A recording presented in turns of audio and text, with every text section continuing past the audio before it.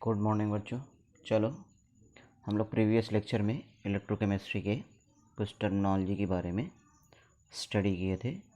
जैसे कि electrical conductors हमने देखा था, इंसुलेटर देखा था, और टाइप्स ऑफ कंडक्टर्स क्या होते हैं उसको हमने देखा था, और उनके डिफरेंसेस को देखा था। फिर उसी जगह पर हम लोग देख लिए कि मेटेलिक कंडक्शन किन किन बातों पर डिपेंड करता है। ठीक है, आज हम लोग कुछ और भी चीज़ों को इस चैप्टर में हम लोग देखेंगे। जैसे कि सबसे पहला हम लोग देखेंगे इलेक्ट्रोलाइसिस। तो इलेक्ट्रोलाइसिस क्या होगा उसको जानने से पहले हम सबसे पहले हम इलेक्ट्रोलाइट्स को जान जाते हैं। क्या जान जाते हैं? इलेक्ट्रोलाइट्स। जैसे कि हम लोग इलेक्ट्रोलाइट्स के बारे में आयनिक इक्विलिब्रियम एक चैप्टर था 11th में, उसमें हम लोग इलेक्ट्रोलाइट्स को थोड़ा सा एक्सप्लेन किए थे। यहाँ पर इसके बारे में भी मिलेगा इलेक्ट्रोलाइट्स क्या होता है। इलेक्ट्रोलाइट्स वो सब्सटेंस होता है बेटा, इलेक्ट्रोलाइट्स वो सब्सटेंस होता है जो एक्वस मीडियम या मॉल्टेन फेज में इलेक्ट्रिकल कंडक्शन कर सकता हो। यानी इलेक्ट्रिसिटी जो पास करता हो, इलेक्ट्रिसिटी जिससे पास होती हो, किस फेज़ में? उसके मॉल्टेन फेज या उसके एक्वस फेज में। ऐसे ही सब्सटेंस को आप इलेक्ट्रोलाइट्स बोलते हो। ऐसे ही सब्सटेंस को क्या बोलते हो? इलेक्ट्रोलाइट्स। तो चलिए इसको हम लोग लिख करके देख लेते हैं। An electrolyte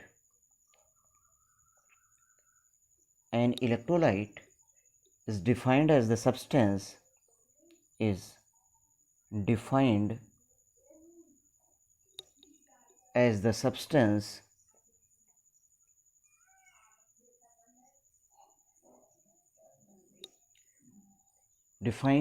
substance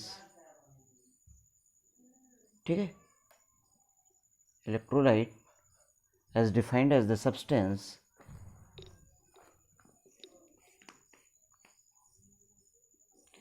that in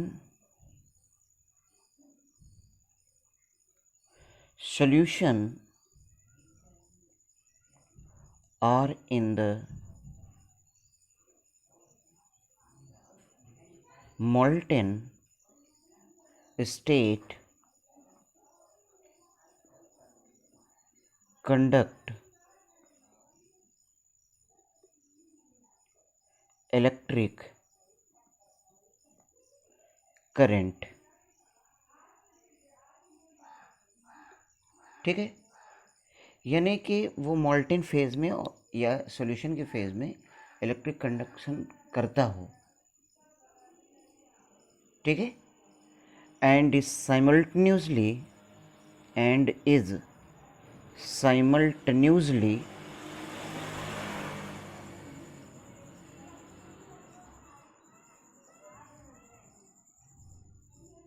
decomposed. यानी यहाँ पर एक और भी बात आ गई कि जब आप इलेक्ट्रिक करंट उस इलेक्ट्रोलाइट्स के एक्वस सॉल्यूशन या मॉल्टेन फेज में पास करते हो इलेक्ट्रिक करंट को, तो वो क्या होता है कि अपोजिट इलेक्ट्रोड पर डिकम्पोज हो जाता है। ठीक है, ये इलेक्ट्रोलाइट्स जो होते हैं इनकी क्लासिफिकेशन को भी जानना है तो हम जानेंगे टाइप्स ऑफ इलेक्ट्रोलाइट्स के बारे में। टाइप्स ऑफ इलेक्ट्रोलाइट्स क्या है? According to rate of ionization या अकॉर्डिंग टू आयोनाइजेशन आप बोल सकते हो। Electrolytes can be classified into two types. ठीक है, इलेक्ट्रोलाइट जो सब्सटेंस होते हैं इनको क्लासिफाइड किया जाता है उनके डिग्री ऑफ डिसोसिएशन के accordingly, on the basis of, आप कह सकते हो on the basis of degree of dissociation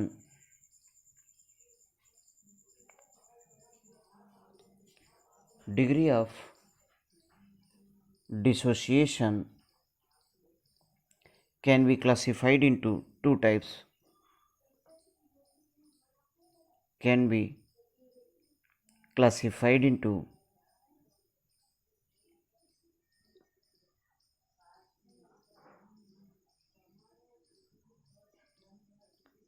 two types. यानी ये आपके दो टाइप के होते हैं, टू टाइप्स के होते हैं electrolytes. one of them be a strong electrolyte,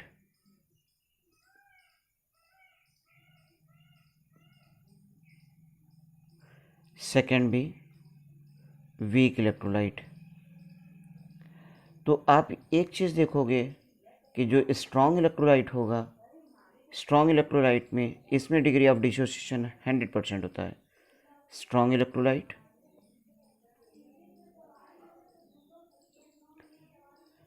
degree of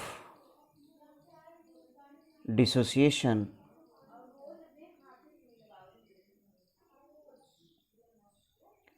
be 100%. It means we can say that a strong electrolyte completely dissociate into its ions, यानी ये आपका completely dissociate हो जाता है अपने आयंस में। ठीक है, इसके डिग्री ऑफ डिसोसिएशन क्या होती है? 100% होते हैं। एग्जाम्पल कहते हैं salts formed by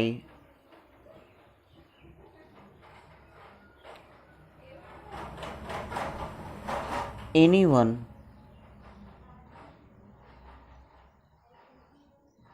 strong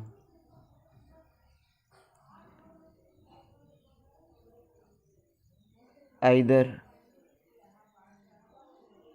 acid और बेस। इसका मतलब हम कह रहे हैं कि वो साल्ट्स जिसमें कम से कम एक आपका क्या हो, स्ट्रॉन्ग हो, चाहे वो एसिड स्ट्रॉन्ग हो चाहे वो बेस स्ट्रॉन्ग हो, जिससे वो फॉर्म हो रहा हो, ऐसे साल्ट्स आपके क्या होंगे? स्ट्रॉन्ग इलेक्ट्रोलाइट होंगे। एक्सेप्ट में कैडमियम ब्रोमाइड, ये आपका, और मर्क्यूरिक क्लोराइड, ये दो ऐसे एग्जाम्पल्स हैं जो कि स्ट्रॉन्ग एसिड से फॉर्म हो रहे हैं, स्ट्रॉन्ग एसिड वीक बेस के कॉम्बिनेशन से फॉर्म हो रहे हैं। तो एक तो स्ट्रॉन्ग हो गया, इसको स्ट्रॉन्ग होना चाहिए, बट ये स्ट्रॉन्ग नहीं होता। यानी ये दोनों ऐसे साल्ट हैं जो स्ट्रॉन्ग एसिड से इसके पास तो हैं, बट ये आपका स्ट्रॉन्ग इलेक्ट्रोलाइट नहीं है। ठीक। मिनरल एसिड आपका क्या हो गया? जैसे HCl हो गया, H2SO4 हो गया, HNO3 हो गया। These are the strong electrolyte. ठीक है, ऐसे ही आप कह सकते हैं कि बेसिस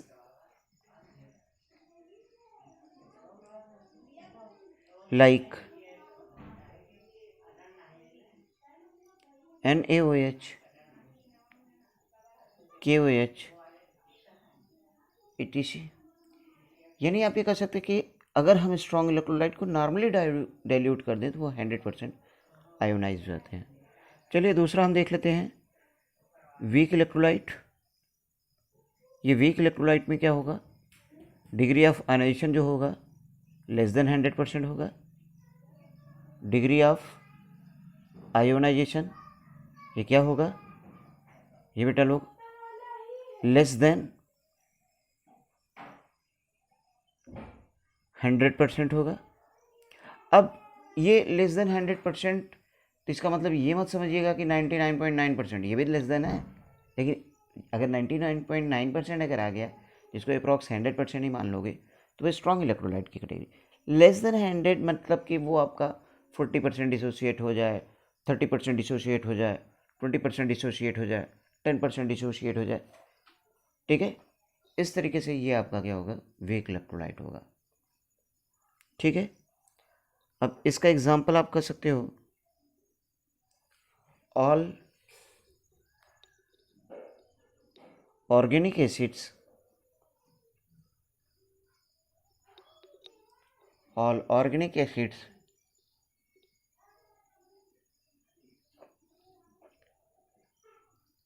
except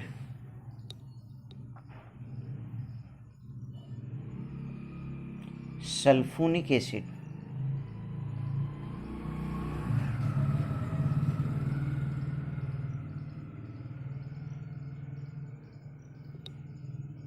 ठीक है। Inorganic acids,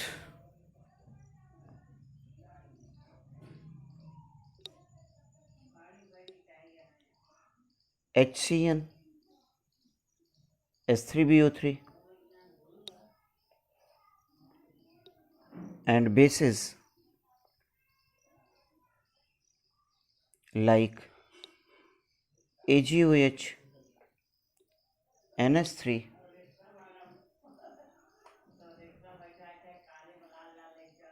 etc. These are the weak electrolytes. ये सब के सब क्या हैं? वीक इलेक्ट्रोलाइट्स हैं। तो चलिए इस इलेक्ट्रोलाइट्स के बारे में थोड़ा सा और भी हम लोग जानेंगे कि कौन कौन से फैक्टर जो होते हैं वह इन्फ्लुएंस करते हैं डिग्री ऑफ डिसोसिएशन को। ठीक है, हम लोग इस पॉइंट्स को भी देखेंगे। Factors influencing the degree of dissociation.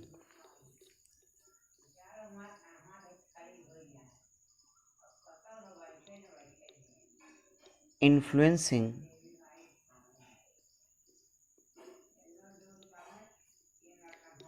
Degree of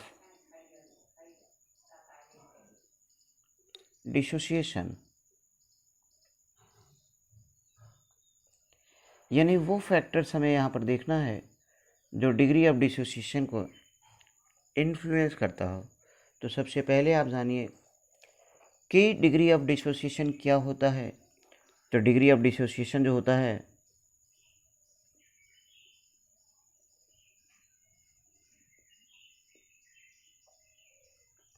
इसको हम अल्फ़ा से डिनोट करते हैं। किसे डिनोट करते हैं? अल्फ़ा से। ये क्या होता है कि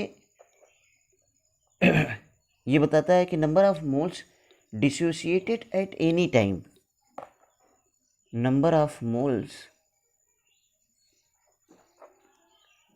dissociated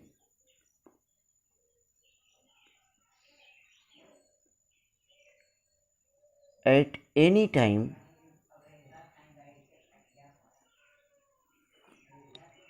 divided by total number of moles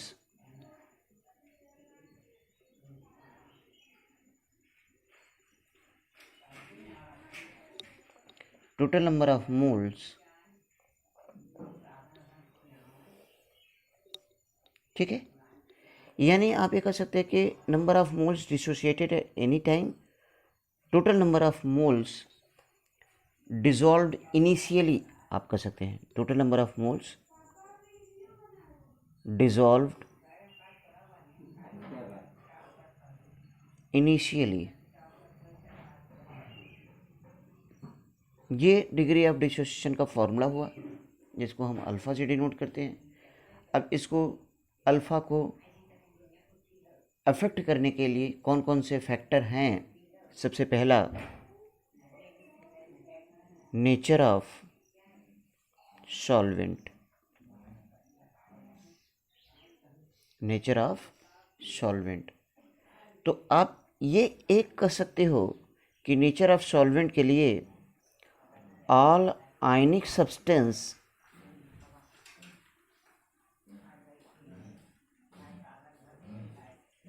all ionic substance that is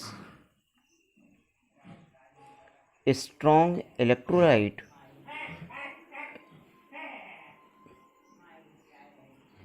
have alpha is equal to 1 at normal dilution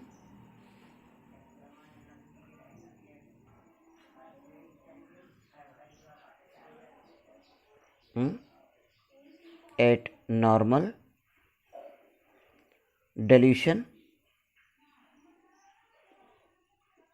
in polar solvent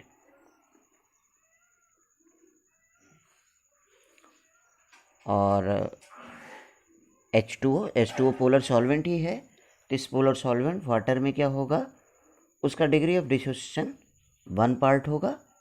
ठीक है, तो जितने भी आयनिक सब्सटेंस होते हैं यानी कि स्ट्रॉन्ग इलेक्ट्रोलाइट्स होते हैं, जो स्ट्रॉन्ग इलेक्ट्रोलाइट होते हैं उसका डिग्री ऑफ आयनेशन क्या होता है कि 1 होता है। किस में? पोलर सॉल्वेंट में। And weak electrolyte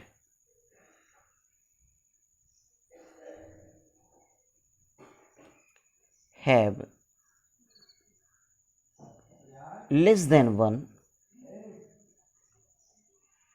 at normal dilution, at normal आप ये कह सकते हैं कि dilution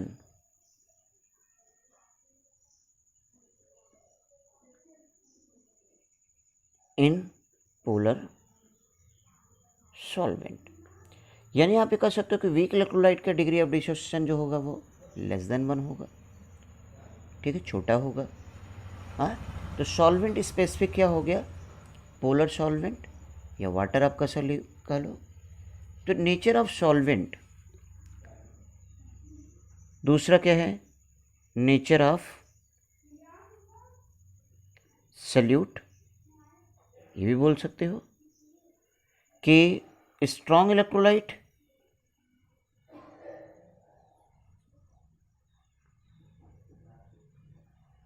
alpha is equal to 1 and weak electrolyte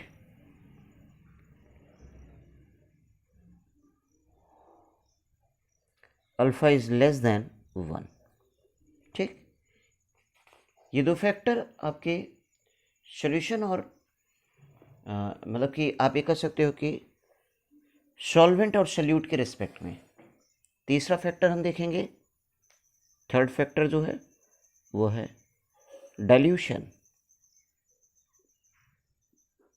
क्या जानना है हमें, डाइल्यूशन। आप ये कह सकते हो कि डिग्री ऑफ डिसोसिएशन जो होता है of a weak electrolyte,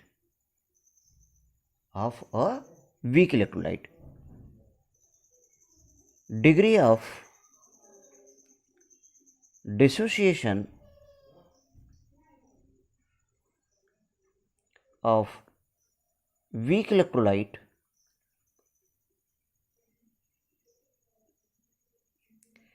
increases with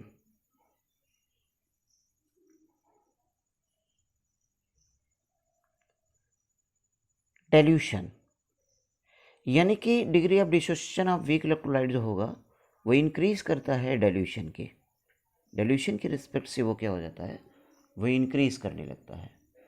ठीक, नेक्स्ट पॉइंट हम देखेंगे टेम्परेचर की बात, कि ये टेम्परेचर क्या होता है। अगर हम टेम्परेचर को इंक्रीज कर देते हैं तो डिग्री ऑफ डिसोसिएशन भी क्या होगा, वो इंक्रीज हो जाएगा, यानी टेम्परेचर भी क्या होगा, डायरेक्टली प्रोपोर्शनल होगा किसके, डिग्री ऑफ डिसोसिएशन के। ठीक, नेक्स्ट पॉइंट आप ये कह सकते हैं कि एडिशन ऑफ अदर स्पीसीज,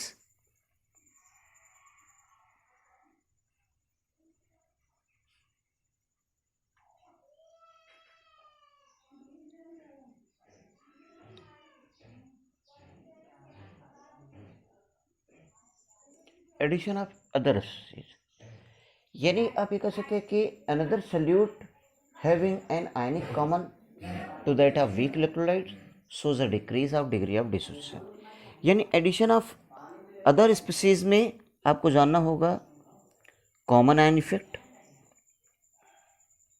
क्या जानना होगा, कॉमन आयन इफेक्ट। तो आप कह सकते हैं due to common ion effect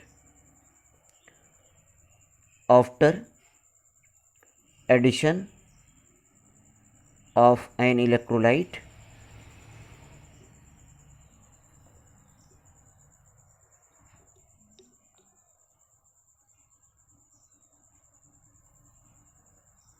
of an electrolyte, weak electrolyte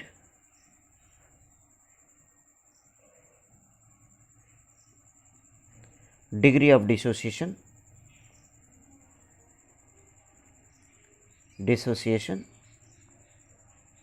decreases। ठीक है, तो these are many factors which we influence the degree of dissociation of weak electrolytes। ठीक है बेटा लोग, इतना आप लोग ध्यान दीजिएगा। ठीक।